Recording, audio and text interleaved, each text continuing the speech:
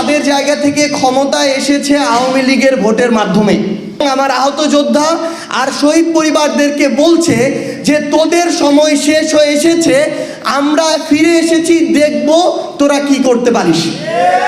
অন্তর্বর্তীকালীন সরকারের 133টা অধ্যাদেশ, এর মধ্যে ইতিমধ্যেই 20টা বাতিল হয়ে গিয়েছে। এগুলো আর নতুন করে আইন করার কোনো সুযোগ নেই।